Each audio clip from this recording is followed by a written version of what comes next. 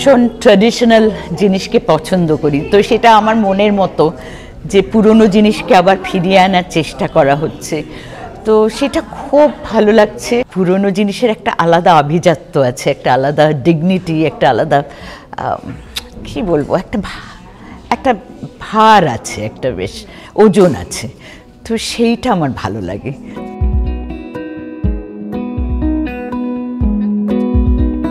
আমার কয়েকটা জিনিস ভীষণ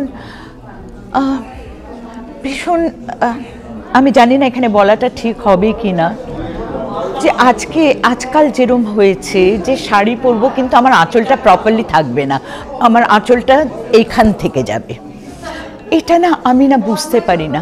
আগে আমরা রাস্তার যাদেরকে আমরা ওই রকম, মানে ক্ষমা করবেন এটা বলছি বলে, যে রাস্তার মেয়ে বলতাম, যারা ল্যাম্পপোস্টের তলায় দাঁড়িয়ে থাকে এরকম মেয়ে বলতাম, তারা ওই রকমভাবে দাঁড়াতো। কিংবা যদি গ্রামে কাজ করতে করতে তার হয়তো সরে যেত, সেটা কোনো দোষের ছিল না, এবং এরা মানুষকে অ্যাট্রাক্ট করার জন্য ওরকমভাবে দাঁড়িয়ে থাকে। তাদেরও আমি শ্রদ্ধা করছি যে তারা তাদের প্রফেশনের জন্য এটা করছে, কিন্তু আজকাল যারা বিনা কারণে ওই রকমভাবে শাড়ি পরেন এবং তারপরে লোককে কিছু বললে তখন তারা রেগে যান, মেয়েদের নিচু করা হচ্ছে, মেয়েরাই তো মেয়েদের নিচু করছি আমরা। তো আমি এটার ভেহেমেন্টলি আমি এটা প্রোটেস্ট করি, কারণ আমাদের একটা শালীনতা, একটা জায়গা আছে যেখানে ছেলেরা আমাদের রেসপেক্ট করবে। তো ছেলেরা রেসপেক্ট করবে, পুরুষ রেসপেক্ট করবে কি করে যদি আমার এইরকম ডিগনিটি আমার যদি না থাকে।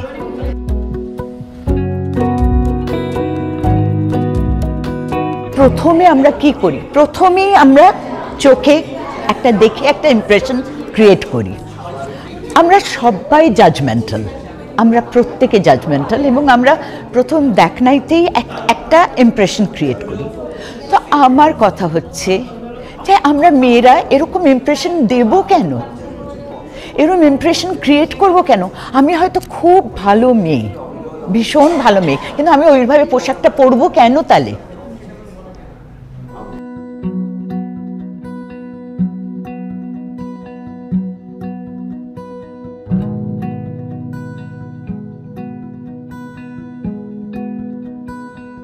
আমি দেখো সবই দেশীয় পড়েছি আমার ঘড়ি ছাড়া, হ্যাঁ, চশমার ফ্রেম বলো, কানের দুল, এটা একদম পুরোনো দিনের দুল, হ্যাঁ।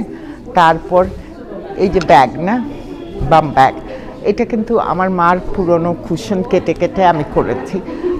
আজকাল যেটা পছন্দ করে, আমিও শাড়ি পরেছি, যে শাড়িটা মমতা শঙ্করও পরেছে, উনি অনেক গুছিয়ে পরতে পারে, কিন্তু আমি যেহেতু দৌড়াই সারাক্ষণ, আমি দেখো ওরকম করেই পরেছি, উপরে একটা ওয়েস্টকোট পরে নিয়েছি।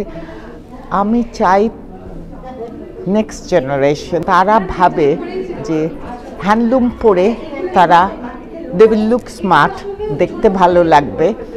আমি কিন্তু এগুলিই পরবো, দেখবে আরেকটা কোনোতে ঘুরিয়ে ফিরিয়ে পরবো, হয়তো আমি ওয়েস্টকোটটা এরকম করে পরবো না, ব্যাগটা এখানে না দিয়ে কোমরে দিব। You have to know how to carry yourself, এটাই চাই। তুমি পুরনো জিনিসগুলিকে নতুনভাবে রঙে চেঞ্জ, যেমন আমরা সবার বাড়িতে আগে টেলিফোন ছিল, আমার ছোটোবেলায় যে টেলিফোন, না, আস্তে আস্তে মোবাইল, এখন দেখো প্রতি 6 মাসে চেঞ্জ হচ্ছে মোবাইলের ডিজাইন, হ্যাঁ হ্যাঁ সব কিছু, তো মানুষ সেটা চায়।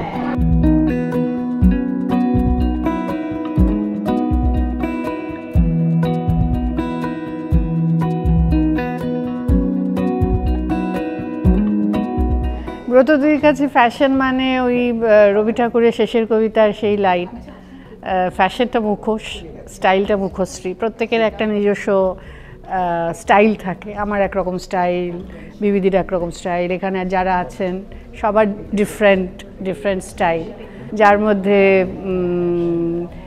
দুই বাংলার গন্ধ, যার মধ্যে আমাদের বাংলার প্রকৃতি, যার মধ্যে জীবনানন্দের রূপসী বাংলা আছে, যার মধ্যে কাজী নজরুলের বাংলাদেশ আছে, আর রবীন্দ্রনাথ তো সবসময় থাকেন, কেন বাংলার মাটির গন্ধ আছে, এইসব শাড়ি গয়না আমাদের সংস্কৃতির সঙ্গে সব মিলেমিশে আছে, যেটা থেকে হয়তো বা মনে হয় কোনো কোনো ক্ষেত্রে যে আমরা একটু দূরে সরে যাচ্ছি।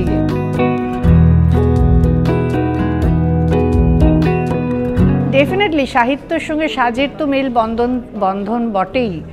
আর সাহিত্যের সঙ্গে সাজের যদি মেলবন্ধন হয় তাহলে সংস্কৃতি আমার মনে হয় যে এক প্রজন্ম থেকে আরেক প্রজন্মের যে একটা সেতু বন্ধন সেটা অনেক সহজ হয়।